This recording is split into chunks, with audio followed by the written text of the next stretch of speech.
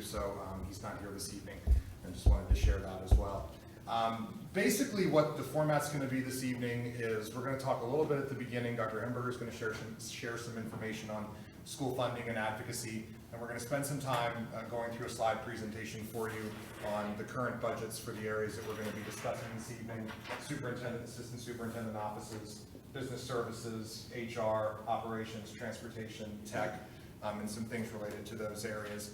And then when we're done, we have a series of questions that we're going to go through. If the number continues to stay small, we'll probably do that whole group as opposed to breaking into smaller groups. That just might be an easier way to do it. And when we're finished, if that's before 8 o'clock, then we'll be finished before 8 o'clock. But we certainly want to make sure we give enough time for any feedback to those questions that folks may have. So again, thank you for being here. I very much appreciate it. I'm going to hand things over to Dr. Hemberger for a few minutes, who's going to talk about school funding and advocacy. Thanks, Dr. Winters. I think it looks like most of the folks who were here may have been here previously, may have heard my comments about advocacy and about school funding, so I'm going to keep my comments extremely short this evening. Our situation hasn't really changed. The governor just came out with his proposed budget for this coming year. Public education is still underfunded, and even though the current budget will include an additional $100 million for public education and an additional $25 million for special education, that's far, far short of what we need to really adequately fund public schools in the state. And I've talked a little bit before also about the fact that Pennsylvania has really, as a legislative body, abdicated their responsibility for fully funding public education. And it's pretty clear that when you do a contrast or a comparison, this advances here. If you do the comparisons, and I've showed this slide 4 times now, but if you do the comparison of Pennsylvania to other states in terms of the state's contribution to public school funding, you can see Pennsylvania is near the very bottom. Actually 46 out of 50 states in terms of the state share contribution for the operation of public education, and that's just not right. Didn't used to be that way back in the 70s, as I said before. It was more of a shared responsibility between the state and the local tax effort. But now, I think if you look at what's happening here in Exeter, 77% of our funding comes from our local source, and the remaining 23% comes from the state of Pennsylvania. Didn't used to be that way.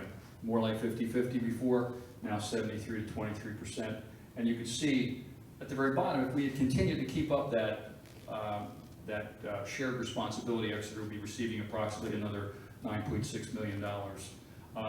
It's forcing districts like ours, who are faced with the prospects of continually raising taxes, to really re-examine all of our expenses, to really get into the micro detail of that. Many districts are furloughing staff, many are increasing class size, many are cutting services and programs, and are doing this because they simply can't continue to kind of shoulder the costs locally for the operation of public schools. It just can't continue to go on, and it has to change.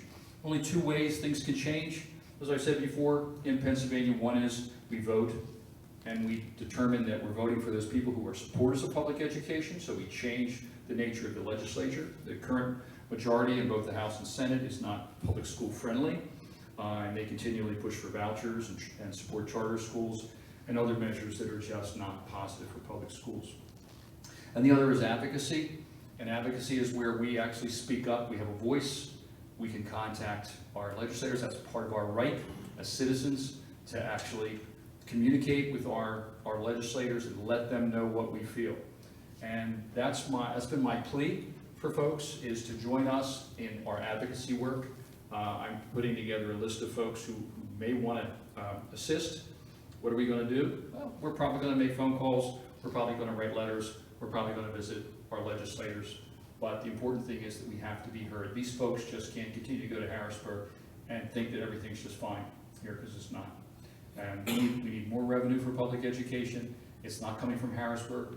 Our costs go up every year, but the amount of that we get from the state is just not sufficient to cover those costs without us having to continue to go back and raise taxes. And that's very, very difficult for many of our older folks in our community who live on fixed incomes, particularly for our seniors. And I am one now, so I know I can speak. Not that I'm worried about that for myself.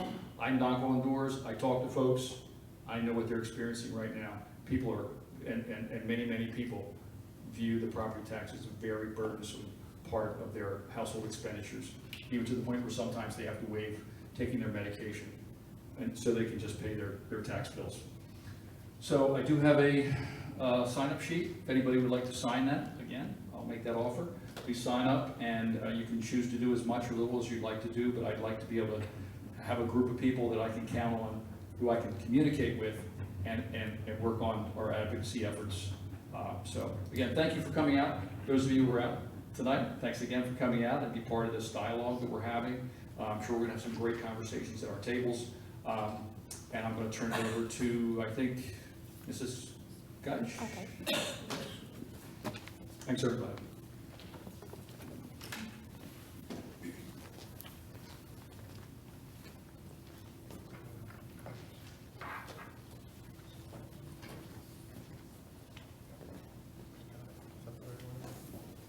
Yes, that is the right one. This is the last of 4 community budget meetings. I know everyone's sad about that.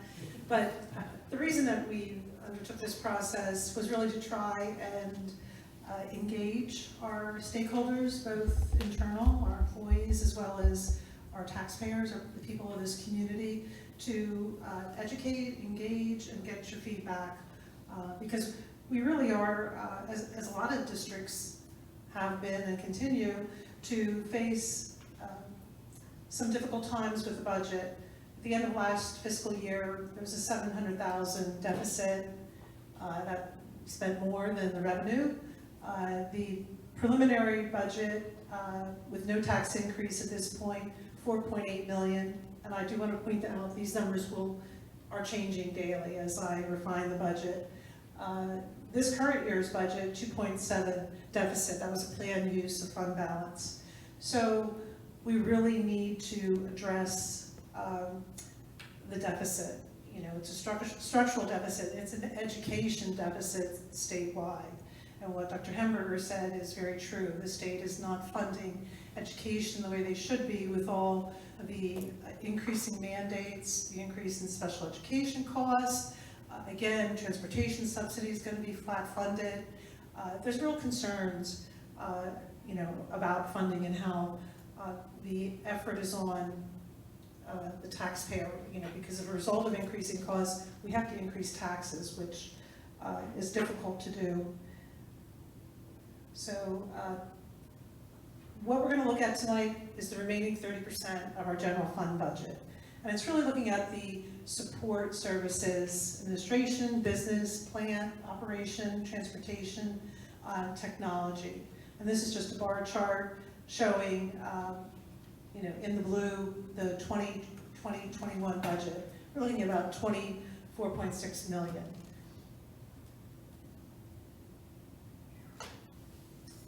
So, Patrick, would you like to? Sure. So one of those areas that we'll talk about is what falls under superintendent and assistant superintendent offices, which looks at staffing as well as principal offices. And so with the superintendent, assistant superintendent office, you're looking at 2 administrators plus 2 administrative assistants.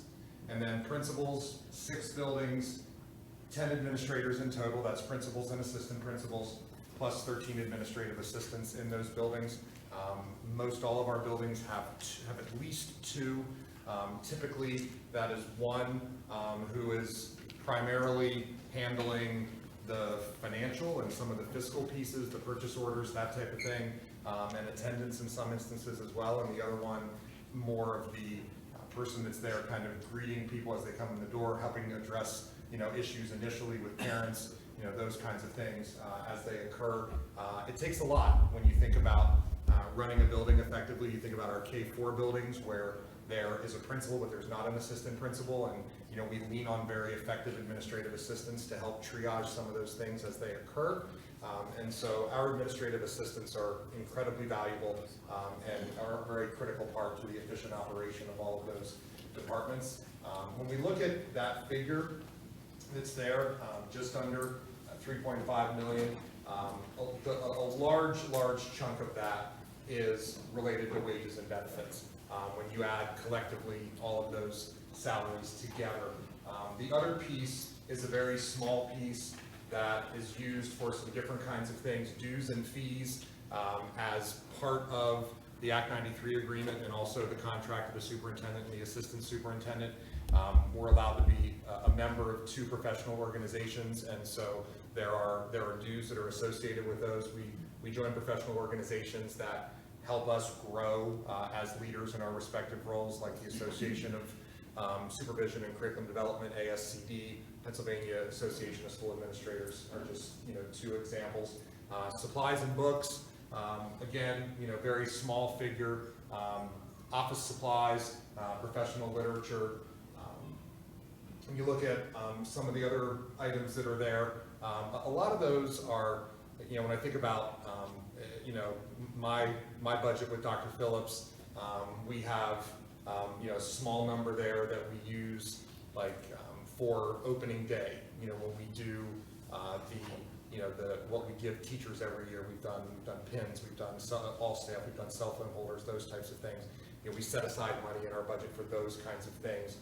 But by and large, I will tell you that our budgets for office expenses, and this is really the case in the buildings as well, it's not a large budget. It's a very small percentage of this area. Largely, like I said, this area is wages and benefits for the employees, and all of their jobs are very, very big. The demands that are being placed on building administrators get more and more challenging every year. The same is true with district administrators, and so salary-wise, we like to try to make sure we're commensurate with that. But if you jump to the next slide, I know one area of interest for everybody is, comparatively speaking, where does this item place us within Berks County? When we look at our administrators collectively and those operating expenses, are we at the top, are we at the bottom? We're pretty well middle of the pack, when you look at that in terms of total cost. And so, I think that's an important figure to keep in mind when we look at this particular item. You look at the numbers at the top, percentage of operating expenditures, ours is 4.9%, county average 5.42%, and our money per student, $766 versus the county average of $877. So we're below the county average in those particular areas. And so, I think what that says is that, and I would contend as well, that our administrators are not overpaid. I think sometimes that's a concern that can arise when you look at budgets is, okay, we're talking about, cutting, what about cuts to administration and that kind of thing. I think the numbers show that from a salary standpoint, we're middle of the pack. I'll give it back to Mrs. Godish to talk about the next area of the presentation this evening, which looks at our business services and costs associated with that.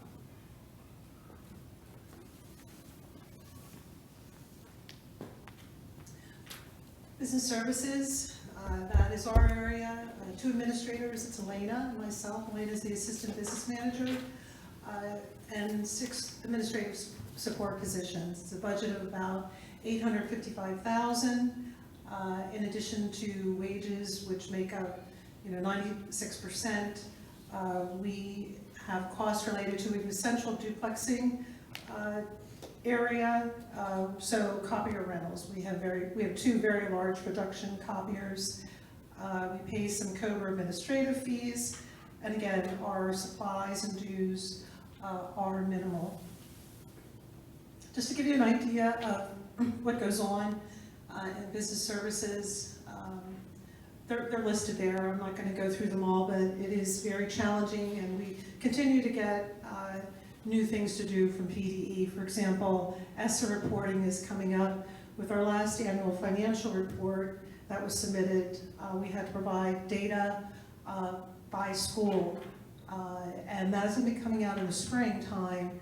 And what business managers across the state are going to try to do is get ahead of that and try to look at the numbers and see the variances between building, per student. It's data per building per student, so that we don't get the call from the paper saying, well, why is this variance from this building to that building? So, and that's a new thing, and that's just an additional.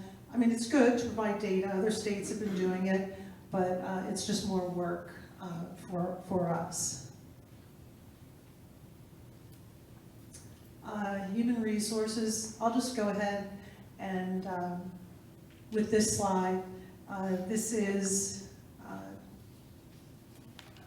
Christine Whelan, Diane Skornovaki, and Lori Barr, and they're, again, primarily wages and benefits. Their dues really relates to fees paid to occupational health centers, PA REAP, technical services of $22,000. We have fees related to the Affordable Care Act, Safe Schools Training, and ASOP, which is our substitute service. And then, of course, advertising for when there are vacant positions. Some of the things that HR is responsible for: recruitment, employee and labor relations, safety committee, benefit administration, workers' comp, wellness, to name a few. I would like to acknowledge that they manage the employee management system in Skyward of our financial management, along with Elena and Donna Napoli, who's the superintendent's secretary. And they do a wonderful job because it's very complex. It's how we manage our employees, as far as everyone has an assignment with all of their detail related to their job, what they're paid, and it's a big job for 650 plus employees. So again, I included business services and human resources together because smaller districts, the human resource, some of the functions may come out of the business office, which is the way it was in this district going back prior to 2009. So as a percentage of operating expense, Exeter is 1.55%, the county is 1.7%. As a cost per student, $244 versus the county average of $276. So again, we are middle of the pack, we're a little below. Moving on to tax collection services, legal and school board, $491,000. We have 2 tax collectors, they're appointed, and we have a recording secretary who receives a stipend. The types of expenses that are included in this category, the largest being the contracted services. And I've made some notes: legal, $127,000, audit, $36,000, negotiation. This is a year of negotiation, so we have budgeted, if it goes over into next year, a certain amount. And tax collection. The tax collection relates to the collection of our earned income tax, business privilege tax, our delinquent taxes, and our transfer tax. So there's a small fee that we pay to those bureaus that collect them. As far as the insurance, the 500 category, the bonding and postage, we carry school leaders liability insurance. This falls under the school board section. Our tax collectors have to be bonded. Elena and I have to be bonded, and we do pay postage on for our tax bills. As far as the dues and fees, the 800, the 43,000, PSBA membership, what we pay to tips is included in there. We also have to pay for appraisals on assessment appeals. So again, in comparing where we stack up with the county, Exeter 7.72% versus 0.73, per student 113 versus $117. So again, we really are in the middle of the pack there. So, operations and maintenance of plant, I'm going to let Mr. Prezui take the mic.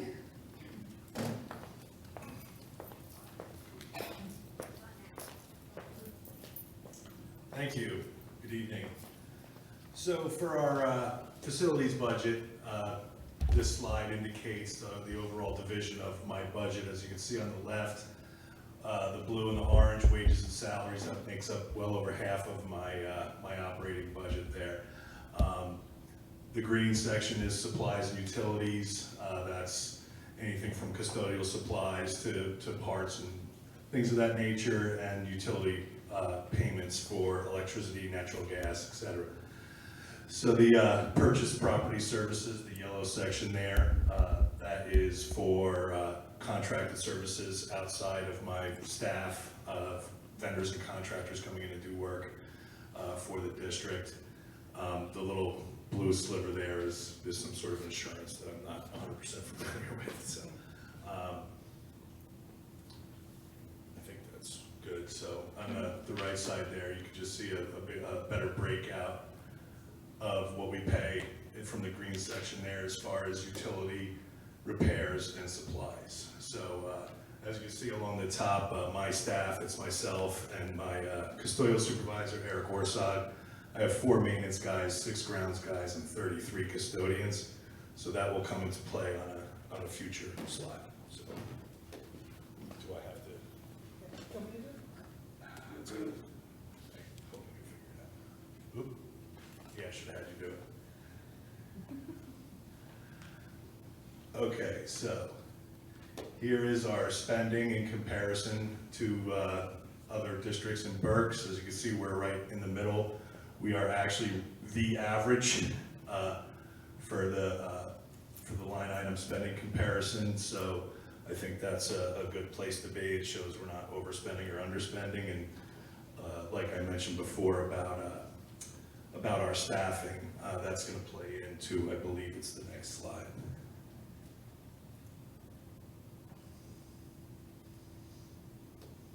This is a benchmarking survey. What this shows on the left side is maintenance and on the right side is custodial. It shows square footage per employee. That's a pretty important thing in the facilities world as far as the staff you have to cover the buildings. We have almost 1 million square feet of facility to cover. So what this does is it breaks it down by square footage per maintenance staff and square footage per custodians. And as you can see, our people are doing well above what the average for Berks County is as far as what they're covering and what they're responsible for. So that added into the fact that we're still in the middle of the road as far as the line item spending and things. We're getting more done with less.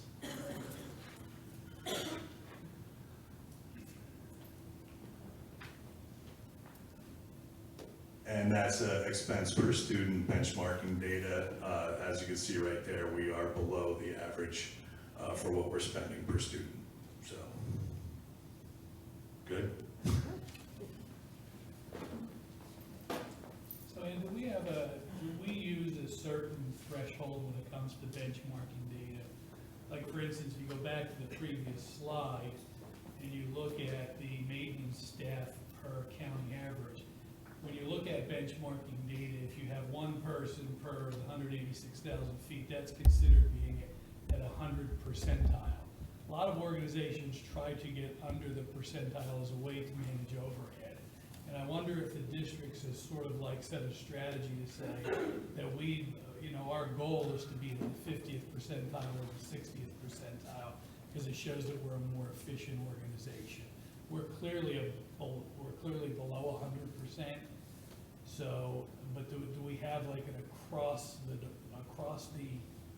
district threshold that we go for around percentile when it comes to productivity data? We're not at that point as being developing, a metric that things to work towards. I think as we have more data available to us, we probably need to come up with a strategy to work towards something. No, we're not that sophisticated. Yeah, and, you know, I would say that's good, because, I mean, I sort of like to explain to people like, so what do you mean when you say productivity data 100 percentile? I try to use like a baseball analogy. So if you're at 100 percentile in a baseball game, you have 9 players. If you decide you're gonna go down to the 50th percentile, you have a pitcher, a first baseman, and a left fielder, and half a shortstop. So, you know, so that it gets to the question of how, in reducing your staff that much, how much doesn't get done too. So I'm not saying anything you're doing is wrong, it's just that, like, what ends up on the cutting room floor not getting done. Well, we are looking at other alternatives to get that, to get closer to the mean. And a lot of that revolves around just technology in the facilities world. Like, I know Eric Orsog's been investigating robotic custodial equipment, you know, auto scrubbers and things that do the work of a person without a person. So, you know, not that we're looking to replace anybody, we certainly can't afford to do that. But to try to get, because obviously, if someone's got 100,000 square feet of school to clean, and someone else has 50,000 square feet, obviously they're gonna be able to pay more attention and to do more detail work, which is the stuff that sometimes falls on the wayside when we're short-staffed or, you know, if we're pressed for time. So we're always kind of looking for that. There's, you know, there's things in the grounds world that are similar to what Eric's looking at. I was actually looking for a robotic lawnmower for the hill by the football field, because that's a dangerous field to cut. You have to be very well trained to do that, and even then, you know, they have to go out if the grass is, you know, morning dew or any kind of wetness or whatever, they can't cut that hill because it's dangerous. So, you know, to be more efficient, but also for the safety of our staff, you know, those are the kinds of things that we can do to sort of scale back on the responsibility and the fact that we are so much farther, we're doing so much more than an average. And I just want to make it clear that you're more productive based on these numbers way more productive than the county average. I don't mean to say that you're not, you are based on those numbers. I just wondered if there's sort of a metric administratively that you're shooting for, because you can get too low as well. You know what I mean, so. Correct.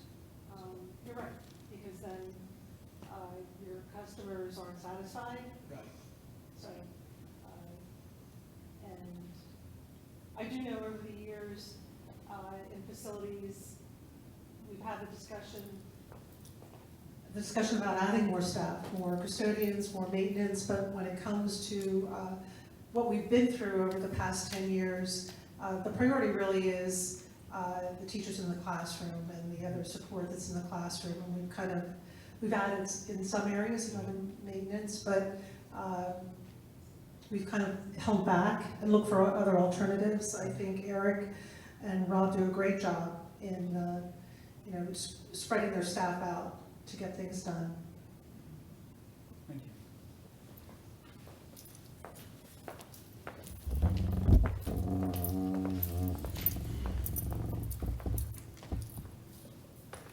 The next slide is transportation, and Rick, if you wouldn't mind, and I can quickly just comment on the costs here. The equipment, the $418,000 really reflects the vehicle, the bus replacements for next year, and a couple vans. And I just want to point out that is the capital asset cost. We are going to finance, so you'll see a source of revenue as you know. I present the entire budget to the school board at a public meeting, but that is a large number, and our fuel number and supplies is a very large number, 280,000. But as you heard on Tuesday, you know, our diesel, gasoline prices came in a little lower, so we did have a minor savings. So I'll be adjusting those numbers downward. And again, staffing and benefits, you know, is a large part of the costs. Other purchase services, the 560,000. The IU does provide some transportation services. That's about 50,000 of it. Our contracted services for out-of-district placements, which we just can't accommodate, or the student really needs specialized transportation. And also, we're challenged with homeless. Some of that has to be contracted out. If we can't do it, we do a lot of it ourselves, the majority of it, but there are some that we can't accommodate, as well as our contract with River Rock for alternative ed. They do the transportation, and our supported cyber program through Laurel Life, they provide the transportation. So that feeds into that 500 object of purchase services. So, Rick, you just want to mention your staffing, and then we'll just move on to the next one. I'll flip the slides for you. Something different. Okay, why don't you just share what you have there?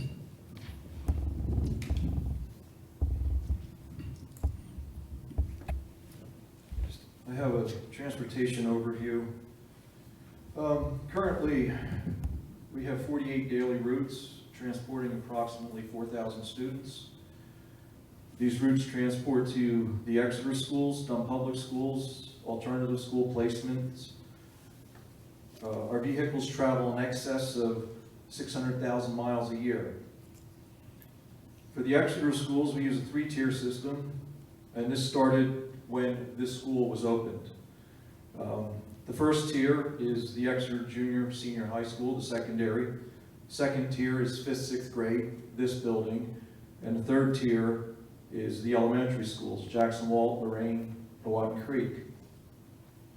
When we did that, it did increase the mileage and costs, although at that time, diesel fuel was only $1 a gallon, so it wasn't much of a concern. But instead of in the morning circling your district 2 times, now we do it 3 times, and then also 3 times in the afternoon. So it did add quite a bit of mileage. It added driver time, but curriculum-wise, that's what they needed.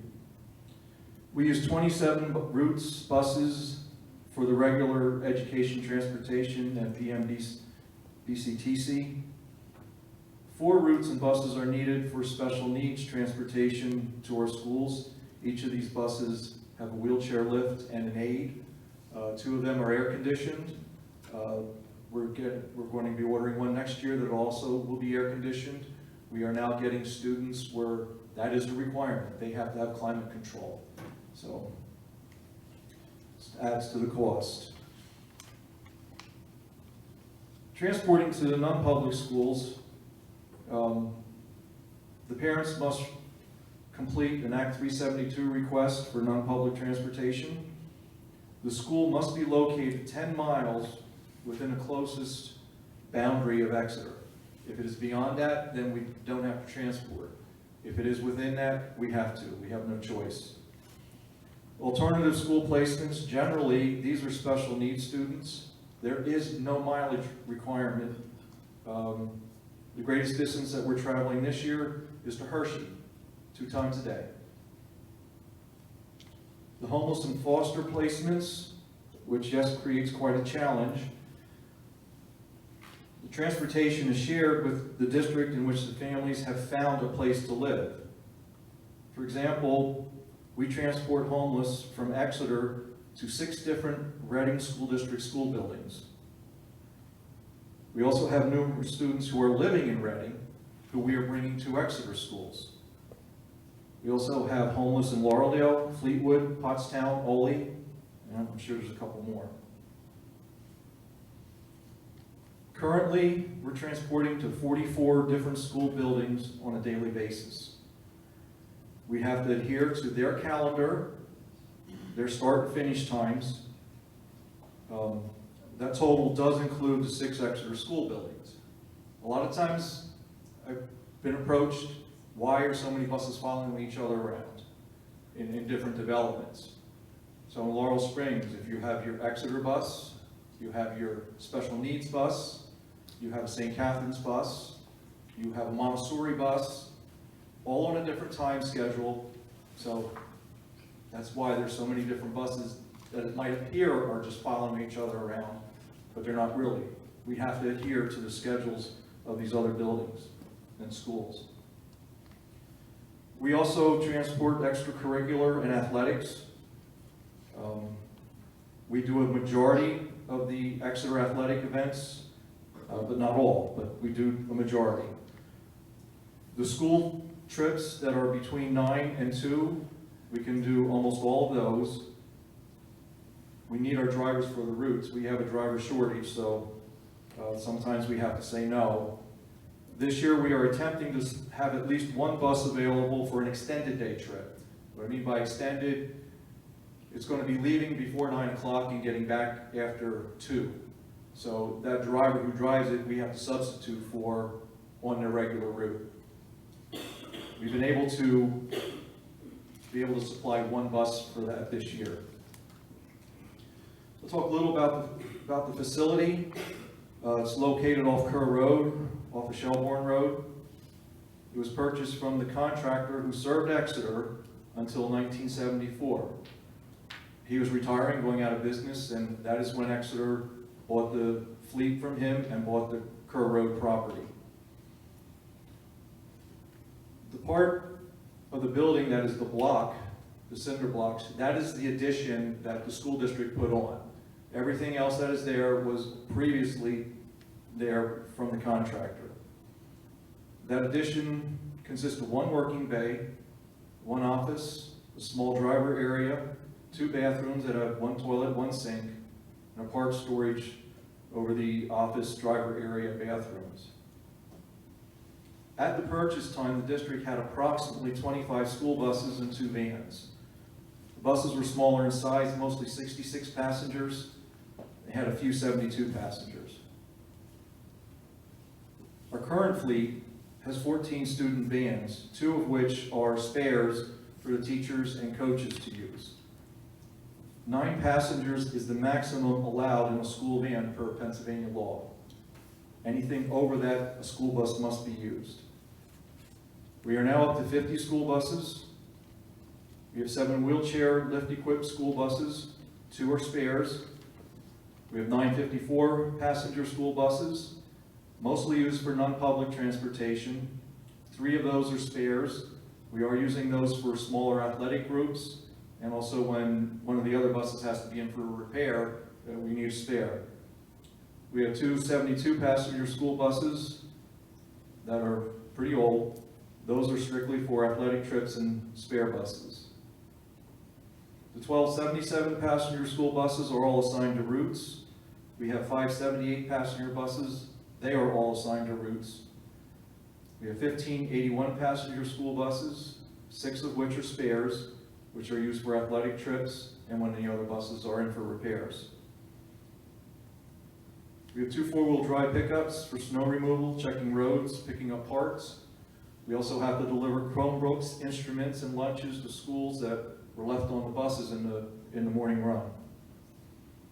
We have a 4-wheel drive loader tractor for snow removal, unloading skids off trucks, and leveling the stone lot in the rear of the bus garage. With the bus traffic, we get it's a stone lot and get a lot of holes there. At the facility vehicles, which Rob was talking about, are also inspected and serviced at this location. The facility concerns are not adequate room to park the school buses and vans. We actually, in the front, if you go by, we have the whole front lined up with buses, but you actually have to physically pull across Kerr Road in order to be able to back in that slot. There's not enough room for the employees to park their personal vehicles. We've had damage already to vehicles just because of the close proximity where they have to park.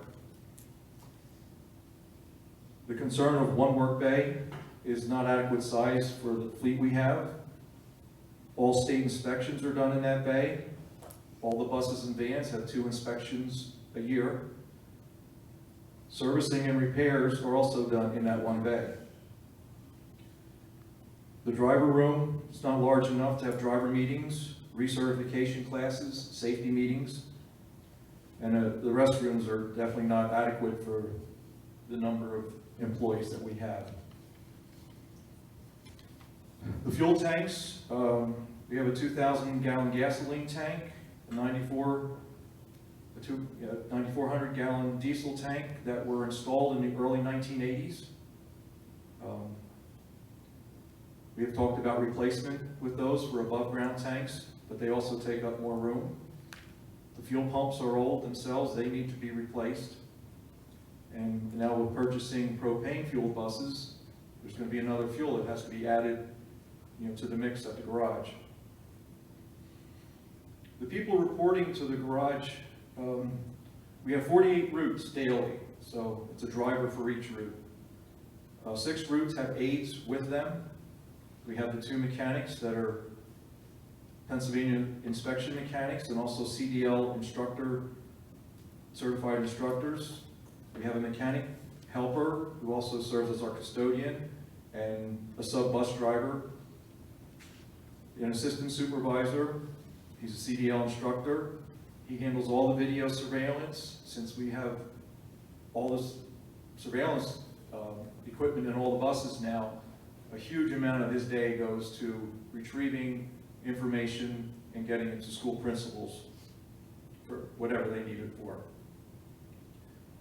And then the supervisor and myself. So we have 59, 60 people every morning, reporting every morning to that facility.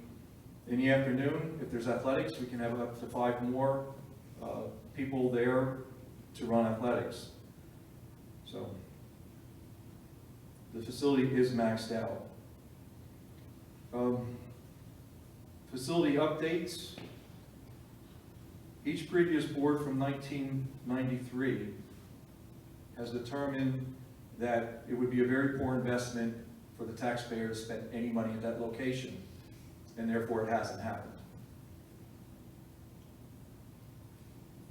Due to its age, the facility is grandfathered to a lot of code changes that have happened over the years.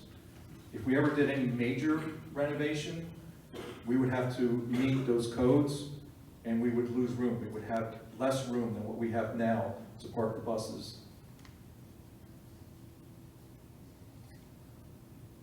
The other thing I wanted to talk about is the driver shortage. For about 5-6 years now, we have an extreme driver shortage. We're not alone. The whole state is that way. Many states are that way. For some reason, it's not an attractive job anymore. Years ago, when people were working like at Dana Parish, 55, they could retire. They'd be looking for some other work. They'd come, they drive bus for a number of years. People are working longer. They're not retiring at 55 anymore. It seems what they have to go through to get the CDL license, all the background checks, students, they're just not interested. It's just not an attractive job any longer. Our mechanics, the mechanic helper, the assistant supervisor, myself, and fortunately we have some retired substitutes who will help us out. All of us drive in order to keep the routes filled. We also have to cover when there's illness to drivers, if they're all for surgeries, funerals, the whole thing that everyone else has to deal with for absences. Okay, well that's what I had as far as the garage and transportation. So I really wasn't prepared to look at that. No, that's fine. That's an excellent summary of the transportation and the challenges that we face, and the facility committee is gearing up to take that on because the board decided to stay district operated, so the facility is one thing that has to be addressed, especially planning for the future for decades to come. But again, a $3.5 million budget for next year, and the financing, we're not going to pay cash for the buses. We will finance them to help the budget, so that's an offset. on the revenue side. I just wanted to point out there is a subsidy for transportation, and it's all formula driven. What's in the budget next year, $1,027,000. This, we have a preliminary number for this year, $1,066,000. But that bottom section there really is information from a seminar or webinar we watched on the Commonwealth budget yesterday, and again, they are flat funding transportation. They're not indexing it upward like they're supposed to, according to legislation. So that's a concern, whether they're going to continue just to, let it right out. And again, that, to pay for all of this, again, falls on local effort. Another line item spending comparison shows the district is again below average for operating expense for transportation. Should I just take it over, Joe? You can. I'll just explain what I combine here. I combine the system-wide technology. This is the area that Joe supervises along with his staff of 8, and as well as our teacher coaches. And I combine the budgets into this pie chart. And again, wages and benefits is the lion's share of their budget for next year, about $1.6 million. I don't know whether you want to talk about the software that's in there. That has to do with our financial software, our student software. It's really central, district-wide, system-wide software that's used, that's coded in the 600 or 138,000. And then we pay some fees for our different services that were provided, internet services, etc.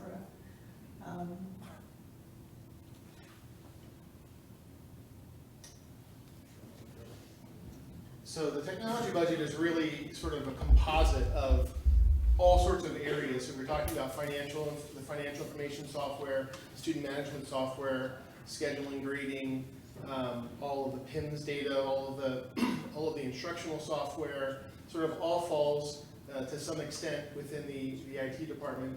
Not necessarily for procurement and evaluation, but it's just sort of where it falls budget-wise and accounting-wise. So the 650s accounts become software, and so that tends to fall under my sort of governance in the budget process. The other things, equipment and acquisition, maintenance, all of the things that are really truly IT, infrastructure, switches, wireless, even though those would be more kind of facility type equipment, they are, of course, driving what's happening with the curriculum. So they're supporting the Chromebooks, they're supporting the teacher laptops, they're supporting access to all of the curricular resources that are happening. There also are resources, equipment-wise, like in our STEM facilities. To have STEM, it's taught in our high school. We are using AutoCAD, which is an industrial. It's a very high needs application. So the machines that we need to purchase to run that software, again, to support the curriculum, to support that STEM instruction, those machines need to be replaced on a much more rigorous schedule. So more like 3 or 4 years, considering that the rest of the stuff we're using usually 6 to 7 years on refresh and replacement. While we're talking about maintenance, our one-to-one with Chromebooks, we have completely funded the maintenance of those through the insurance. So we are a self-insured facility, so the students pay a $10 elective insurance, and then that money is used to supplement, to basically cover the parts for costs and repairs. We use a lot of warranty service, and we do everything in-house, so we don't send devices out to be repaired. We do them internally, and we use that insurance money, which year after year rolls. So if we have a balance left over this year, it'll roll into next year. We just use that to continue to offset the cost of those repairs. Reporting, 2 of my, so we talked about 8 technology folks. 2 of those folks are full-time data. One deals with our financial and human resources, payroll, he supports all of those areas, PIMS, TIMS, which are, again, mandates of the state where we're sending data. At my board workshop last month, talked about something in the area of 55 different extracts of data that get sent to the state 2 or 3 or 4 times throughout the year, so that they can collect information on teacher, on our PVAS, on our graduation rate, on all of these different criteria. Other state reporting, well, there's actually federal reporting that we're also doing through our department. We're doing the Office of Civil Rights, which, they're looking for the number of students who are participating in SAT, ACT, AP, all of those things. So all of the data that it gets all the records that are made through our student information system are then in some way chewed up and processed and uploaded to these extracts to the state and to the Fed for a lot of the reports that you see. So when we're looking at our PVAS scores, when we're looking at Future Ready Index, all that information, all of the dashboards that the principals were presenting at their reports flow out of the data that's coming out of PIMS.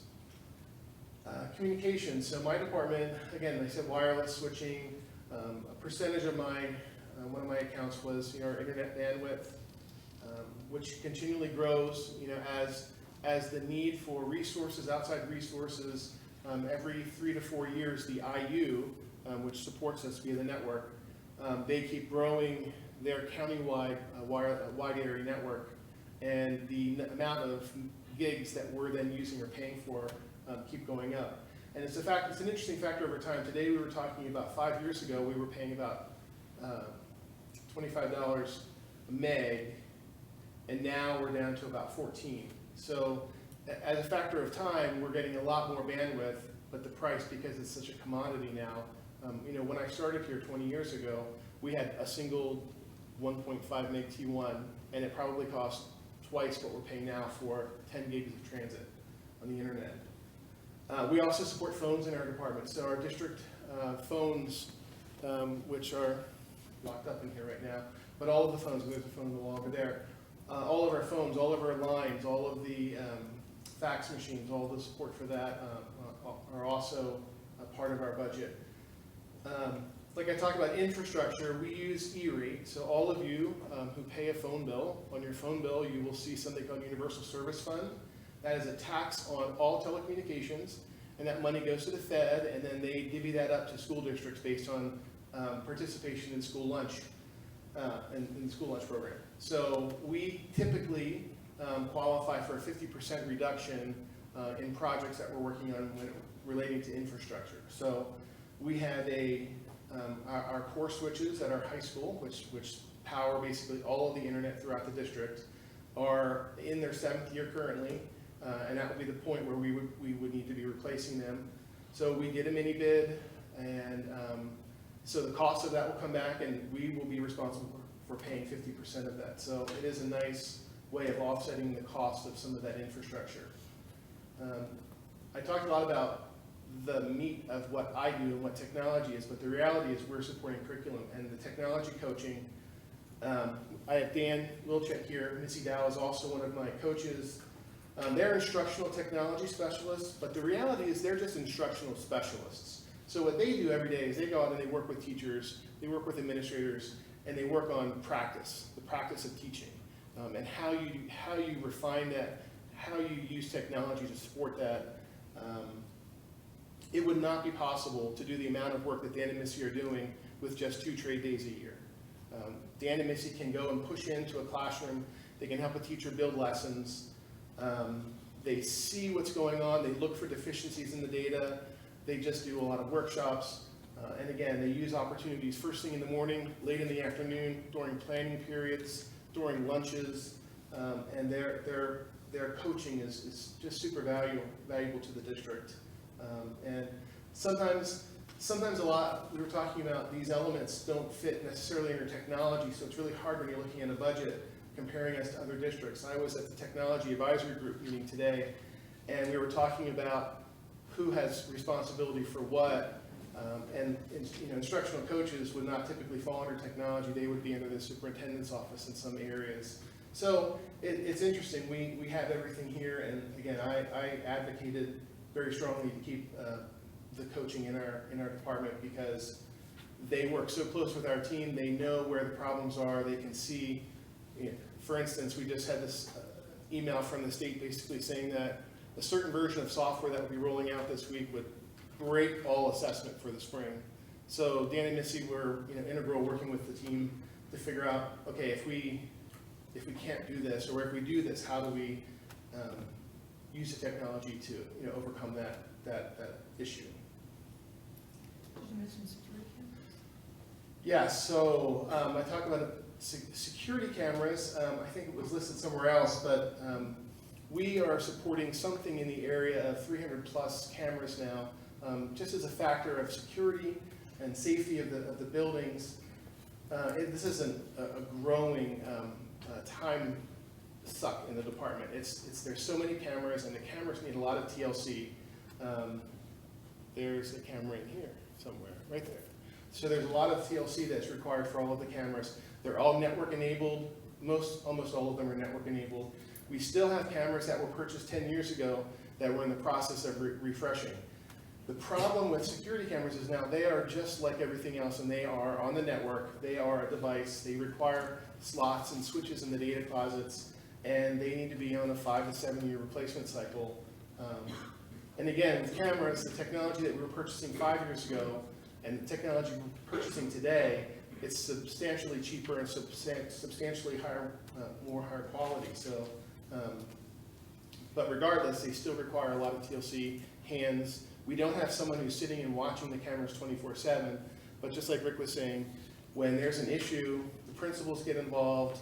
When there's an issue on the bus, Ben gets involved. They have to spend time. They have to go through and scrub through footage to try and find that piece of segment of data, of video that they can use that's relevant to whatever behavioral problem they're trying to address.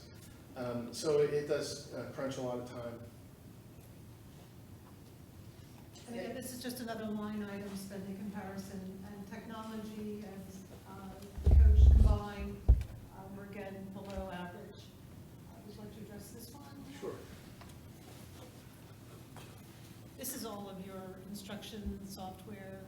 Okay, so this is from which year is this occurring? This is, I forgot to put the year, 2021. Okay, so there is a large, we're just talking about cameras. There's $140,000 in security cameras. And does that include the PA systems as well in that number? I think it may. Yes. So again, facilities, the discussion of facilities, our junior high and Jacksonville Elementary are the last of our buildings to receive a public address system, the PA system that's used in the building.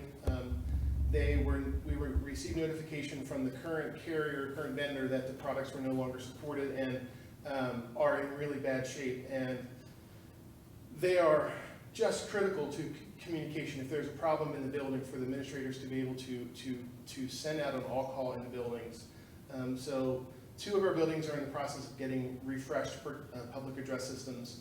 Owatin Creek cameras, which were purchased back in 2011, they're getting refreshed. They're just old analog cameras. They need to be upgraded. Some of them are failing. They're just low quality. And again, to create the same level of, they were the first to have a security camera system, and now they're the ones who have the oldest system in place. And the cameras, like I said, are aging, and the resolution is very poor and very hard to get data off of them. So we will be working to replace and refresh as much as we can. The cameras at the high school that are old will also be, lots of the high school cameras are analog, and instead of looking at replacing some of the oldest cameras, we have such a need for adding cameras that the high school tends to spend the money that we put in the budget on adding additional locations versus refreshing the oldest cameras. So some of our cameras have very poor quality, very poor resolution. So the replacement for all of those oldest cameras are in the budget this year. Library software, what is that a part of? Is that just the? It's all, yeah, 2250.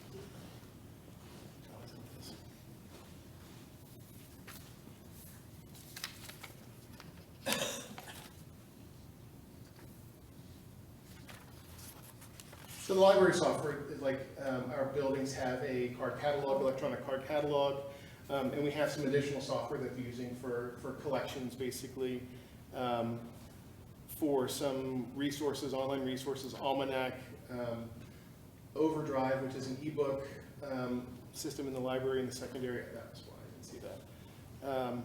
And a lot of curriculum resources, databases in the library.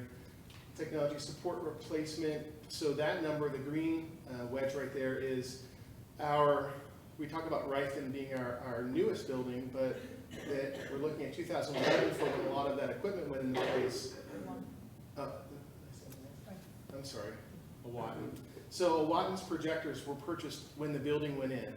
Typically we do these smaller phase-ins where we're doing a smaller number at a time, but because it was done with the construction of the building, every classroom, which I believe there's 60 projectors in the building, they're at a point now where they're just failing, ballasts are failing, and then the replacement for service is more expensive than just buying a new projector. So that is a large part of the budget, and what we're trying to do is, again, keep projectors on the 7 to 9 year replacement cycle, which has been good for some models, lasts longer than others. Those projectors that were purchased at that point, they're just starting to fail. There was I'll say a defect that is just a very expensive repair that lends us to replacing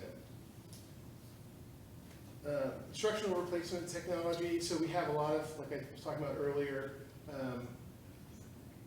computer lab upgrades in our elementary schools.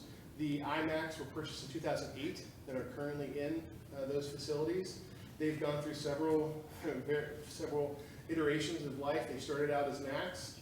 Then when the Mac software no longer updated to this newest version, we made them Windows machines.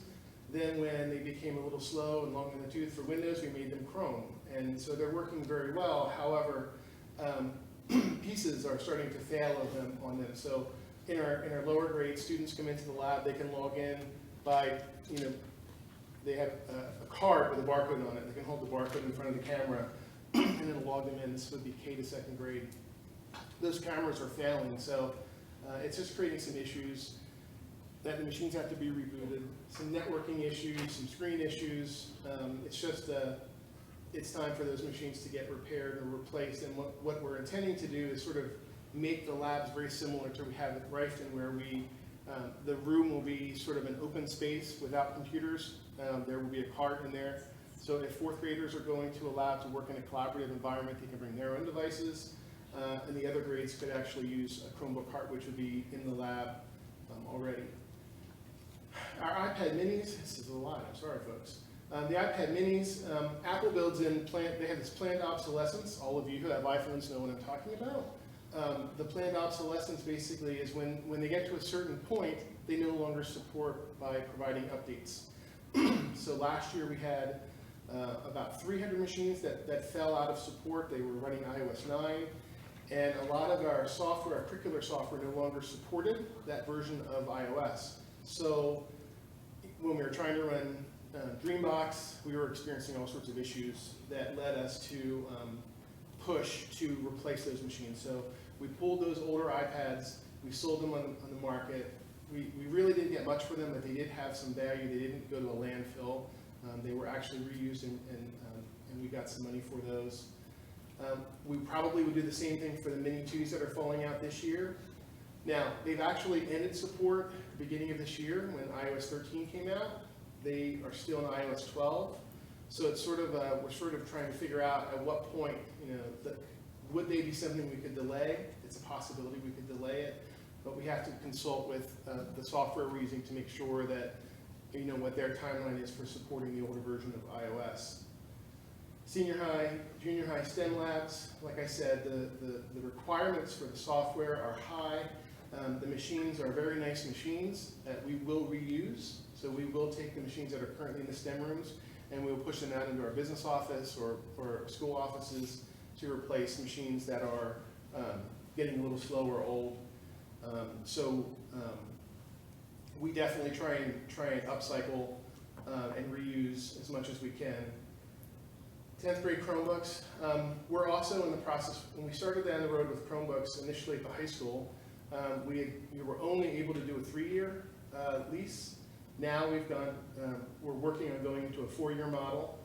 So what'll happen eventually is after this year, we'll be on a cycle where 5th, 6th, 7th, 8th. So students will keep their Chromebook for 4 years. Then when they enter the high school, they'll get a new Chromebook to complete their career at the high school. Right now, students were getting, the 9th grade devices have to get refreshed. And then they'll get a machine for 10th, 11th, 12th. But this will be the last time with a 3-year model, and everything moving forward will be a 4-year model where we're replacing again in 5th and 9th. And the music lab, we've just been working on addressing just the music curriculum at the junior high school, providing enough devices to support the number of kids who are taking those music courses. Again, popular courses often get filled up, and the limiting factor is the amount of technology that's in the classrooms. Supplies, we use our supplies typically for cabling, other miscellaneous things, falling under a certain threshold. It was used traditionally for ink, a lot of our ink and consumables and bulbs for projectors. One of the things that we've been working on is a reduction in printing, our printing fleet. We have about 200 total devices, printing devices in the district. We have, like Mrs. Guido said earlier, we have a lot of high volume photocopiers that are used for a lot of the multifunction printing and copying and scanning. But we also have a large number of small office, home office kind of printers, desktop printers that are they're substantially more expensive to run. So we've just gone through a process of eliminating about 60 devices. I keep struggling with what's the actual number of machines that we've eliminated, but we're trying to eliminate those high cost things like desktop printers when we can use our work group printers, which are half a penny per page versus 7 cents a page. Technology support supplies. Yeah, I think the last one would probably be the instructional software, what they have in buildings. Instructional software, right, like we were talking about earlier, would be the curriculum items. At our high school, that would be the Adobe software that we're using in photography and graphic arts. It would be the Microsoft licensing that we use throughout the district. It's we're a Chrome district, but really the fundamental underpinnings of everything we're doing is Active Directory, which is Microsoft. And all of our support operations, every teacher's machine has Office. Our servers are running Office. We use Microsoft EES, which is a purchasing vessel to get low-cost Microsoft licensing, and we pay an annual subscription, and it's substantially cheaper than if we were to buy it a la carte.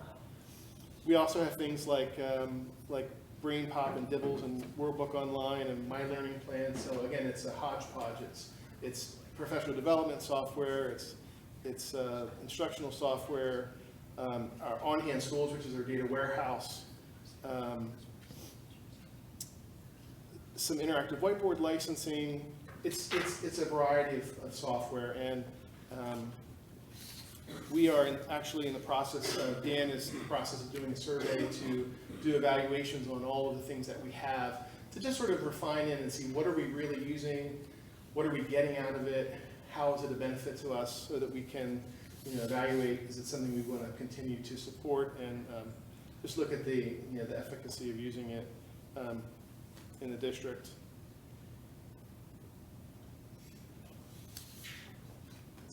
Okay.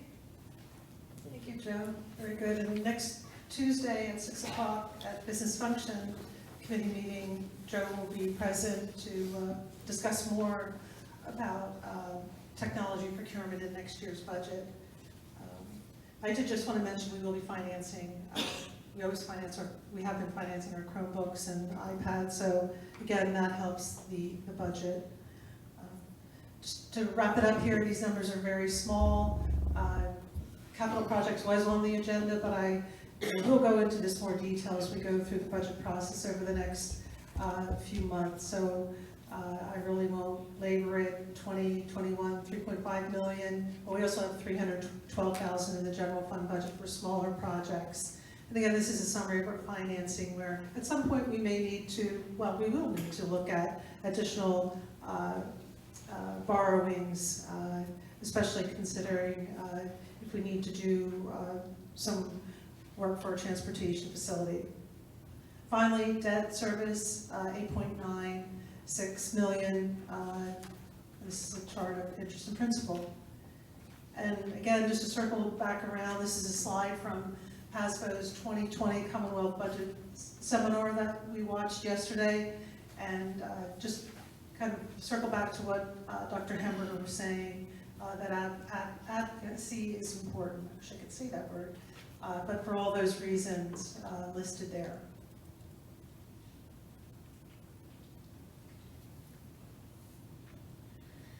So I think what we're going to do, since adaptability is important in education and we all learn to be adaptable and to be flexible, is that I think instead of breaking up into four corners and going through these questions collectively, I think what I'd like to do at this time is just kind of open the floor to any questions anybody might have related to any of the topics that were presented tonight. Assistant superintendent, superintendent, building principal budgets, transportation, facilities, technology, whether it was something we specifically addressed or not. I think now would be a great opportunity if anybody in the audience has specific questions related to any of those topics. We'd love to take those at this time and try to answer those for you. So I'll open the floor to any questions people may have. Yes, Dr. Gray. I had several questions about the transportation. One of them, I wondered if you could expand on the district's obligation to transport. And I guess what I mean by that is, I know that as the students get older, they tend to, they drive themselves, their parents drive them to school. Are we obligated to save them a seat on a bus? Mr. Wagner, can I ask you to Yes. field some of these questions since you're our expert in this area? Well, I think you're our expert in this area. what historically, from year to year, we take a load count, and our secondary, we try to only have 2 per seat. Not that it's illegal to have more than that, but we only have 2. Mm-hmm. There's certain areas of the townships that more students will be riding the bus than other townships, other areas of the township. So for instance, some of those areas, I know if on the roster I have 55 to 60 students, that's all we can have. There are other places where we'll have over 80 on the roster knowing that only 50 will be using the bus. So we don't save a seat for people, Okay, so you're running your buses as full as possible. Yes, yeah, we try to run, now, if everyone would take the bus, we need a lot more buses, especially at the secondary level. There's a lot of drivers, but from what we see using the bus year after year, that's how I try to project Okay, what's going to be used. Basically, you can take the number of seniors, and not every senior will not use the bus, but that number is a pretty good number of the students overall that aren't going to be using the bus at the secondary level. okay. When you get to the Reichten or elementary level, it's a whole different story. They use the bus unless they're with childcare Okay. outside the district. And then the other question I had was, so for example, the students that need to be transported to Hershey, et cetera, and you specifically mentioned having to drive to Hershey twice. I don't know how many students are on that bus from Exeter, but I wonder, do you take advantage of maybe working with other districts so that there's one bus that goes, so maybe an Exeter Township school bus drives that child to a specific location where there's a bus that will take all of those kids to that school in Hershey? Or is, my assumption is that that child, or how many ever children that are going to Hershey, they're on an Exeter bus, that bus drives them all the distance, and then comes back and then does that again at the end of the day, and I wonder if you could combine resources with other districts. For some instances, we had looked at that already. And what it does, it always adds more time to the route, because you'll be driving somewhere and meeting, so it adds more time. The other thing is, we have no idea the other students who will be riding that bus. We're not privileged to that information. And there are some students, they have to be alone. On the bus. Yeah. There are some students, it's one-on-one. There are a lot of different variables, but anytime we looked at working with somebody, and not that it hasn't happened, but usually it adds that much more time, and usually these schools are that far away that it makes the time unreasonable. Okay.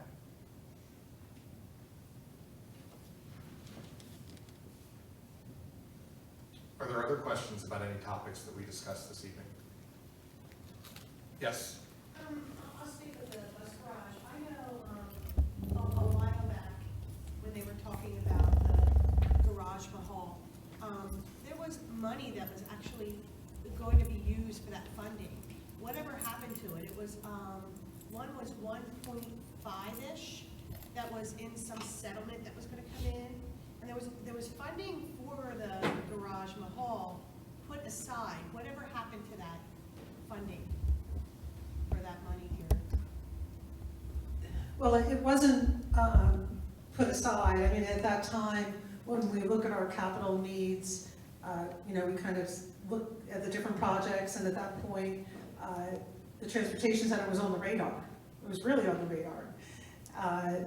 But the money that in our different capital project funds, from the time that you issue it, you have 3 years to use those funds. And sometimes circumstances, cause delays beyond the 3 years. So we have to use those up. So they've been used for other projects that have moved up.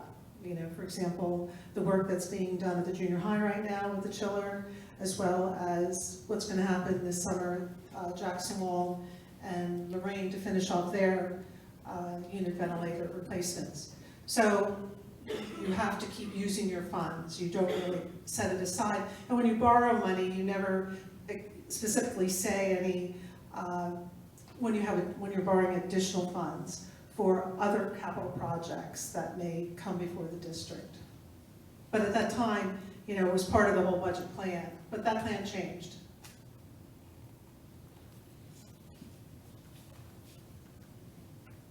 Are there any other questions related to what we discussed? Sure. So I know we're looking for a new superintendent and only having less than 4,000 kids.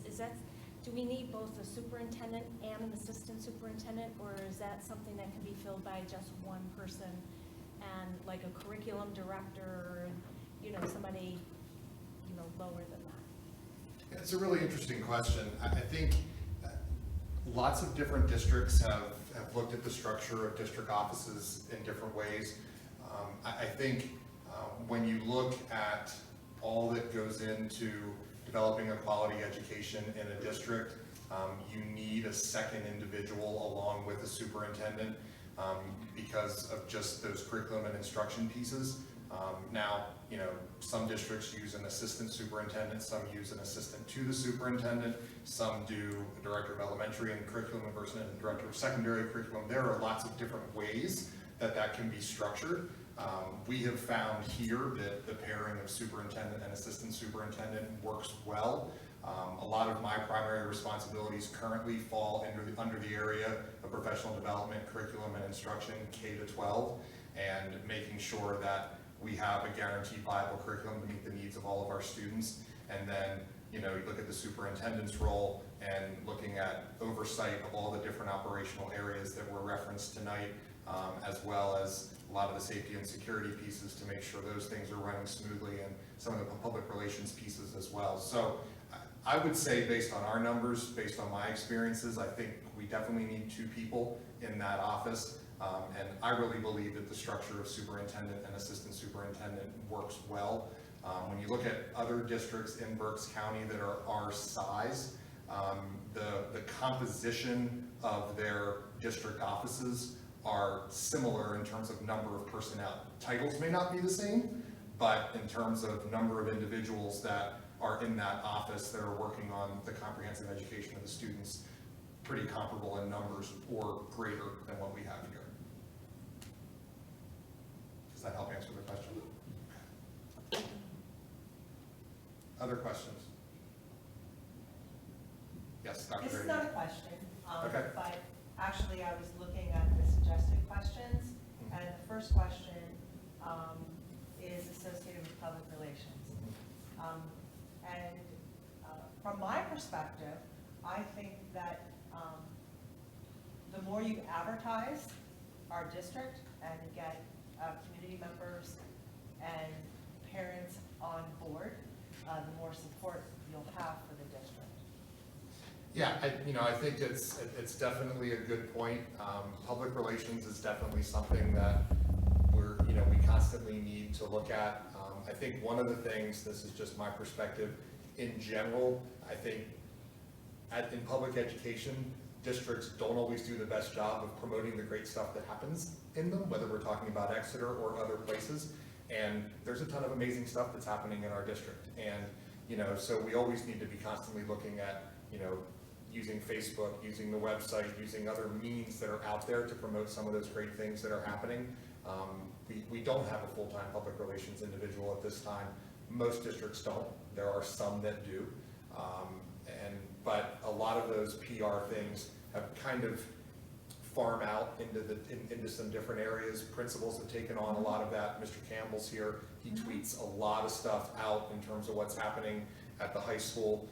Some of that comes out of my office. Mary Ann Gibney, who's my administrative assistant, does the newsletter, which we've now taken in-house and not printed as many copies of. But I think we definitely have to be strategic, to your point, in terms of how we can promote the great stuff that's happening here, because you're right, it has a positive ripple effect. It increases community involvement, it increases support of the district and support of what's happening, so it's definitely a good point. I mean, I have seen a lot more activity. Ripton has a lot of postings on Facebook about That's very, another good example. the junior high has postings, and I mean, as a parent, I think we really enjoy seeing some positive things. I absolutely agree. And I think the more we have that, the more invested the community will be in the district. And you obviously can't post something like, can you please help us? But Right, right. I'm not opposed to some organization just getting the word out of what's really happening. I mean, you can't continue on a shoestring budget. You can't continue to take from your reserves, because at some point there's not going to be any reserves. Sure. And I don't know that the community realizes that. Thank you for sharing that point. I appreciate that. And I think, one of the things, when you reflect on all of the slides that we went through tonight, one of the common themes that I noticed, and I imagine other people noticed it as well, is that with all the budgets that we looked at tonight, the largest chunk of every single one of them is wages and benefits. Every single one. And I think what that shows, on a positive, from my standpoint, is that education's a people business, and it'll continue to be a people business, and you invest in people, and organizations are successful by investing in quality people. And yes, we spend money on individuals in those different areas, but it's those individuals and the work that they do that helps the operation run smoothly. You heard Mr. Wegman talk about transportation and all the numbers of kids and routes and that type of thing.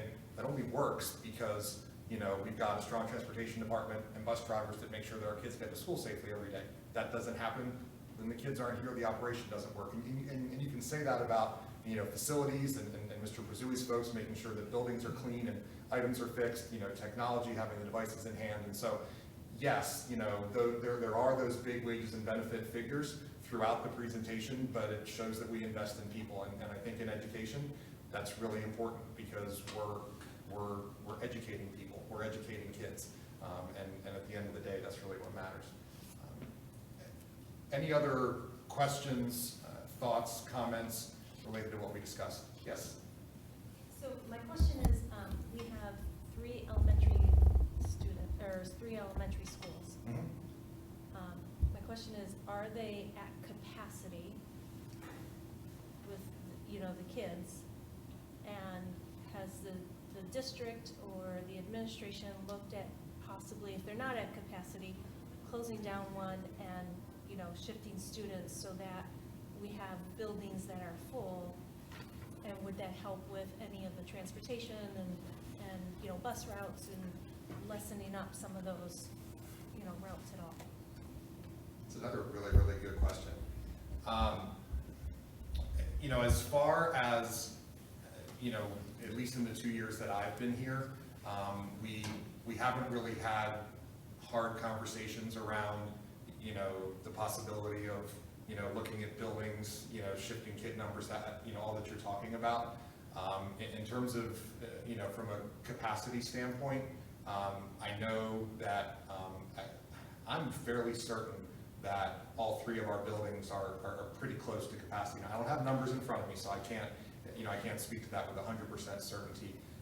But I think, those are all things that can be looked at. Cabinet in conjunction with the school board, that's not a conversation that we've sat down and had collectively. But it, doesn't mean that it couldn't happen. But at this point, we haven't had that conversation, and we haven't really talked about that.